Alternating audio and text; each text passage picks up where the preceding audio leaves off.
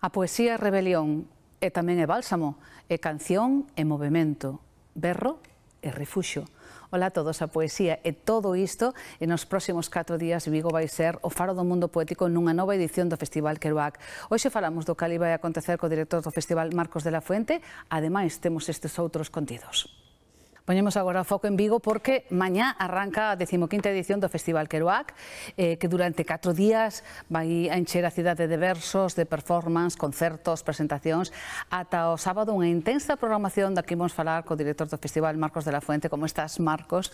Que tal, Pilar? Que placer estar aquí de novo. Recén aterrado, ademais, de onde ves? Pois mira, recén aterrado de Nova York, fai un par de horas, apenas deu tempo de comer unha lubina. Doiche tempo? Menos mal, non foi tan mal. Aquí chegas nesta época habitualmente tamén o Zig-Zag. Este ano volvo o Kerouac. Volve ademais con un formato que xa tivestes antes, que era o formato de 4 días, non? Sí, 4 días este ano, sempre venres e sábado, venres no Corte Inglés de Vigo, na rúa, sabes que nos gusta moito ir á rúa, e o sábado no Museo Marco tamén, non? Os poetas van ás rúas, os poetas van aos museos. Os xoves estaremos nos cines, que íbamos proxectar tamén un documental. Sí, agora sí que imos falando un pouco da programación. E mañá, pois, presentación de libro, 4 días de novo. Bueno, pois perfecto. O que sí se nota é que o festival medra en ambición e medra en intención de achegar a poesía a outros públicos e a outras linguaxes. Bueno, para nós a poesía é a clave de todo, non? É o que reside na arte, o que reside na música, e para nós a poesía é moi necesaria, non? Agora máis que nunca, mira, sempre digo isto, non? A poesía agora máis necesaria que nunca, pero agora de verdade sí, non?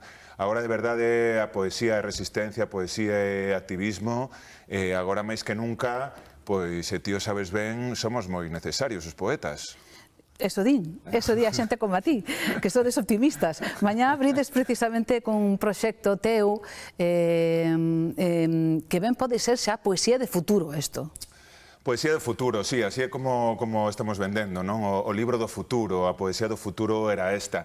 Bueno, un proxecto moi ilusionante para min e para nós, porque somos un equipo que levamos 4 anos traballando neste libro.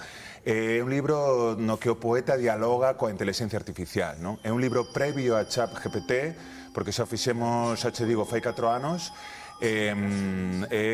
con xeradores, con un xemeo digital previo a ChatGPT. E o que facemos é alimentar a máquina con poesía, non?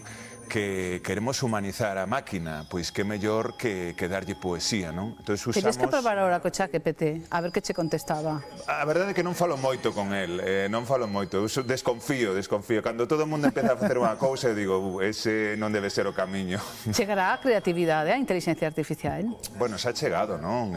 Xa está. E a xente, sempre que falo do libro, a xente pensa que é a inteligencia artificial a que escribe os poemas, non? Pero non quero que a inteligencia artificial me quite o traballo de poeta, non? O que quero que nos axude, non? Que fagas visuais, que faga música para nós, que faga cousas para o poeta, non? Que converse con nós. Eu creo que o poeta ten que ser pioneiro, non? E ademais, se te fixas, esta inteligencia, este chat GPT, sempre temos que escribirlle, non? Entón, se temos que comunicarnos coa máquina escribindo, que é mellor que os poetas, non? Pois por que non? Ímonos poñer a mandarlle versos ao ChatGPT, a ver que fai. Todo isto, a presentación vai ser no auditorio do Concello. Sí, mañá no Concello, estarán ali os libros, Editorial Elvira, tamén habrá un conversatorio con xente do mundo da poesía, do mundo da tecnoloxía, que fíxate que son mundos que normalmente non están moi xuntos, pero foi moi interesante unilos, non? Pois saber que pasa nesa conversa que dicíastes posterior á presentación da performance e do libro. Isto é o mércores e o xoves, como decías antes, ides aos Multicines Norte, porque ides presentar un documental. Sí, os xoves estaremos nos cines, hai un documental de Salandín tras os pasos de Kerouac, de 2 músicos madrileños que fan esta ruta 66, non? Esta ruta tan lexendaria que moita xente quere facer, e, bueno, fixeron un documental estando nos mesmos sitios que estiveron, pois, os poetas da xeración Beat, non? Vamos facer a premier, vamos a hacer o estreo, pois, aí nos Multicines Norte, en Vigo, os xoves. Pois este o xoves. E o venres, pois, chega, digamos, unha das xornadas tamén con máis actos, con diversidade de estilos e de voces. porque vai haber un pouco de todo. O que decíamos antes, non? Os poetas nas rúas, non? Para min onde teñen que estar, non? Dándolle voz aos que non teñen voz, tamén pois sorprendendo, non? Que a xente este camiñando por Vigo e que de repente pois escoito os poetas, tamén músicos, pois mira, vai estar Malvares con composicións novas, vai estar Verde Oír, que están en Novelia Gómez e Rui Graña, este proxecto de música electrónica con spoken word, tamén con moita sensibilidade. Vai estar nas Laxami tamén? Na Laxami tamén, pois Galego-Palestina, tamén agora alzando a voz, non? E logo vamos terminar cun novo proxecto de músicos madrileños tamén. Proxecto de Miguel Marcos. Sí, Miguel Marcos, Nueva Tragedia, é o nome do seu proxecto, que vai tamén estrearse pois no Festival Queruago Benres. Bueno, e o sábado, día grande, por dicirlo dunha maneira, xornada intensa que vai ser no Marco, que vai acontecer ali. Sí, no museo, no Marco, sábado, bueno, este día sempre enchemos, non? A xente gustalle moito o museo.